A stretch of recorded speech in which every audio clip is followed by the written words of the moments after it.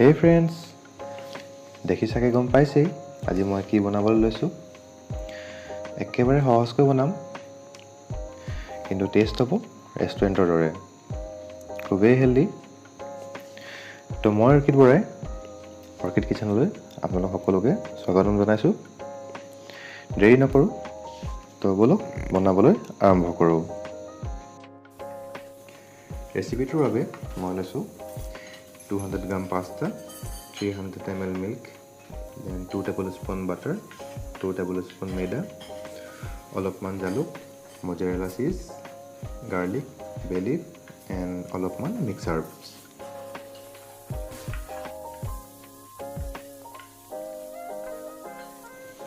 যিহেতু মই আজি হোৱাইট চচ চিজ পাস্তা বনাম, তো তাৰ কাৰণে আমি প্ৰথমে বনাব লাগিব চচ, হোৱাইট চচ, যাক আমি কমনলি বেচেমেল চচ বুলি কওঁ।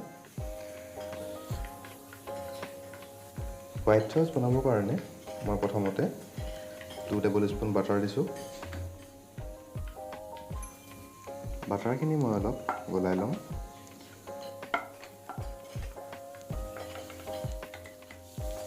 আৰু মই এতিয়া ইয়াত 2 চামুচ ময়দা দিছোঁ।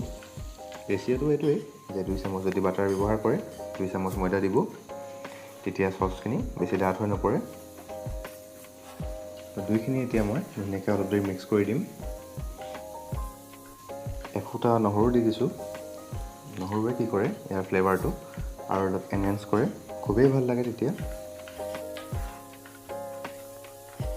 আৰু এইটো ৰেচিপিৰ কাৰণে মই ইয়াতে 300 ml গাখীৰ ইউজ কৰিম।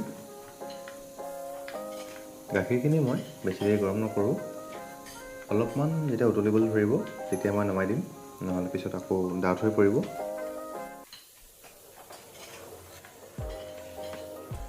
আৰু এয়া চাওক, মোৰ হোৱাইট চচ ৰেডি হৈ গ'ল।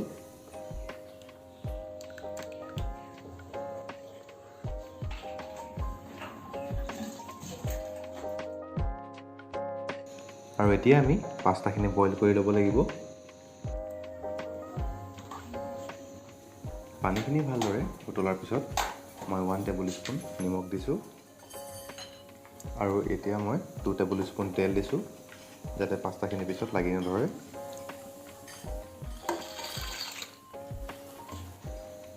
পাস্তাখিনি বইল কৰোঁতে এটা কথা মনত ৰাখিব, যাতে ইয়াক কেতিয়াও ঠাণ্ডা পানীত বইল নকৰে।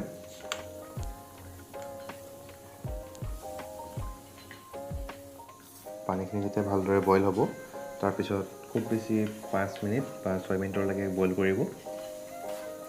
চামুচ এখনে এনেদৰে চেক কৰি চাব পাৰে যে পাস্তাখিনি সিজিলে নাই।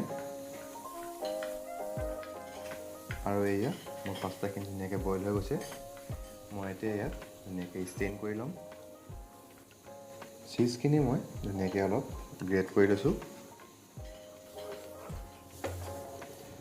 তো এতিয়া মই চচখিনি অকণমান গৰম কৰি ইয়াৰ ওপৰত পাস্তাখিনি দি দিম।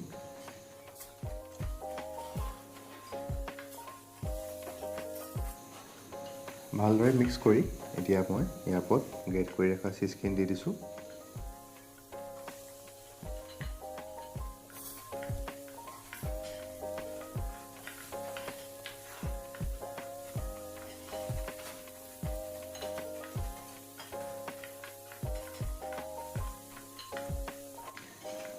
দুইখিনিকে মই ধুনীয়াকৈ মিক্স কৰি দিছোঁ। মিক্স কৰাৰ সময়ত মই হেতাখন বেছিকৈ ব্যৱহাৰ নকৰোঁ, কাৰণ হেতা ব্যৱহাৰ কৰিলে পাস্তাখিনি ভাঙি যায়। আৰু এয়া চাওক, মোৰ পাস্তা কি ধুনীয়াকৈ ৰেডি হৈ গ'ল।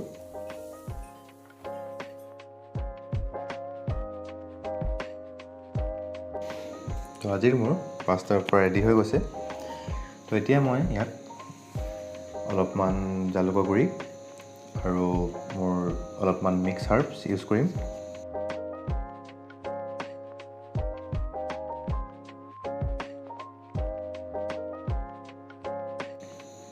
আৰু লগতে মই গাৰ্নিছ কৰিবলৈ অলপমান তুলসীৰ পাত ব্যৱহাৰ কৰিছোঁ।